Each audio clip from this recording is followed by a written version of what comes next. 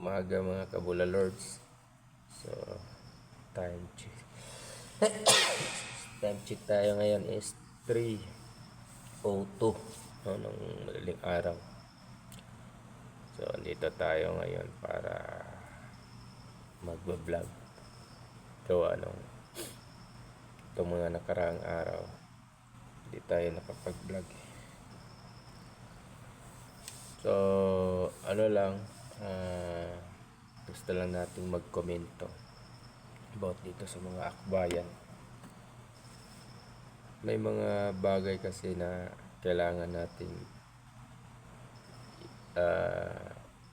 gawing ano ba, lalo na sa gobyerno, no? So, ito kasi mga akbayan party list, lalo na si Percy Sindanya ba yan, yung na stroke. Si kinuha nila to si Cheljok, no, kung saan tinira na to dati ni Pangulong Duterte. Tapos ang problema is ganito.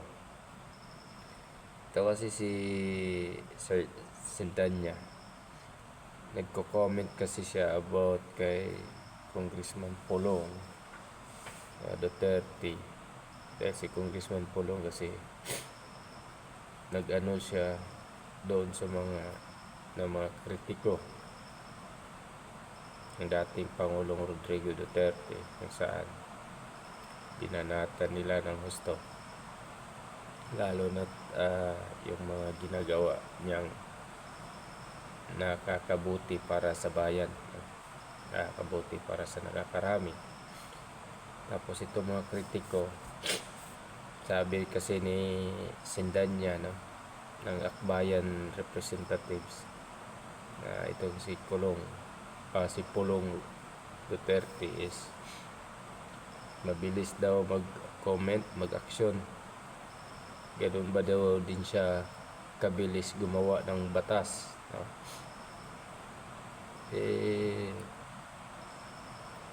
Ibalik nga natin sa kanila yung mga sinasabi niya. Siya din, mabilis din siyang mag-comment regarding sa mga pero yung about sa flood control, wala man lang silang ginawa. Dahil ba sa nakikinabang kayo at may share din kayo? Hindi, comment lang, no? This is a comment, reactions lang. Bilang isang ordinaryong Pilipino na may contribution at ambag din, no, sa bayan. Tingnan nyo, nagjo-duty kami, sacrifice, pero ano lang ginawa,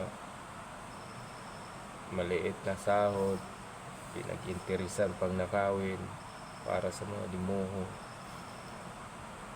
Tapos mag-iilik, wala namang silbi sa bayan, hindi, panay lang.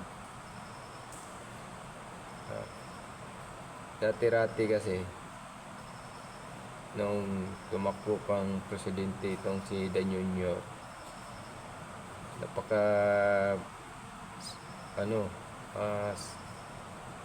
maligalig sila, napaka sipag nilang na dapat hindi makabalik ang Marcos, na isang Marcos sa Malacanang. Tapos yung panahon na pinalibing ni former President Duterte, yung si Marcos Senior, doon sa bayani, sa libingan ng mga bayani, sigasig din silang nag-oppose na bakit ipapalibing, hindi naman daw bayani. Ito kasi kung saan makikinabang, alam ko na to, kabisado ko na itong baho nitong mga party list na to, itong mga leftist group, kung saan nakikinabang sila ng husto sa administrasyon ngayon dahil nga nabigyan sila ng ni Martin para ma-divert ang lahat ng issue. Binanatan nila si Sara, hinahayaan nilang banatan si Sara. para makapagnakaw, makapag-penetrate sila Martin Romualdez at Saldico. And then at the same time, mabigyan to ng husto. Ito, pira-pira lang naman eh. Dahil pa, pira-pira lang ang labanan dito. Tingnan mo kung sino yung mga maiingay noon, ngayon tahimik. Meron ba silang ginawang aksyon na mag-rally? Yung mga rally-rally nila na pakitang tao na lang yan. Pero pag sa susunod na maupo si, halimbawa, sino mang bagong magkaroon ng bagong presidente, yan, babalik na naman yan sila sa kalsada at mag-ingay. Dahil nga naman, hindi na naman sila bigyan lang sila ng kapiranggot na budget. Ngayon kasi malaki yung budget na binigay sa kanila, kaya hindi masyado maingay. Lalo, nabigyan sila ng importansya. Kaya itong gobyerno na to, nakipag-alyansa to sa mga leftist group. Tapos, hindi ko ba alam bakit ganun, na ikaw yung gobyerno, ang ikaw pa ang sumunod sa kagustuhan ng mga komunista. So yun nga, kung gaano siya ka mag-react, mag-comment kaagad doon sa komento ni Congressman Pulo, ganun din kaya siya gumawa din ng batas. Kaya ibalik lang natin itong kay Sidanya, ganun din ba siya din maggawa ng batas? Itong mga akbayan, wala na to ibang ginawa kundi anong ginawa nila? Ginawa nila si Chil Jokno. Itong Jokno na to, saan na tong desperado, sabi pa wala interes sa politika.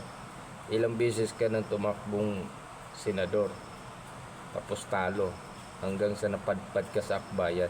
Ngayon ka lang nagkaroon ng ganyan pwesto. Nabigyan ka ng kasi kung tatakbo ka in your own, di ka talaga mananalo. Kaya wag ka nang maging pa na parang it's too late to become a hero. Magpakabayani ka pa. Dadaan mo pa sa kwento yung mga ordinaryong Pilipino. Wala namang ibang kayo eh. Kasi yung main objectives ninyo is just to bring down the Duterte na hindi makabalik sa palasyo. Kasi takot kayo, dahil nga in the first place, nagre-red tag na si sa inyo eh, si Joma Sison eh. Joma Sison is the number 1 red tagger eh. Red tagging. Nagre-red tag siya, nire-red tag niya yung mga party list na which is mayroong connection sa leftist group, mayroong connection sa CPP, NPA, NDF. Maswerte lang sila dahil hindi tayo nabigyan ng pagkakataon na maglingkod sa bayan. Pero kung darating ang panahon at paisipan natin yan, diyan na din makikita kung sino yung magiging number 1 na kritiko ninyo, mga leftist group. So hanggang dito na lang po tayo, mga kabayani Pilipino. Magandang umaga po sa ating lahat. Sa muli, patuloy po nating gabayan at patnubayan ating sarili, patnubayan ang ating mga mahal sa buhay. At ganoon din, patuloy din tayong gabayan at patnubayan ng buong may kapal. Maraming salamat po.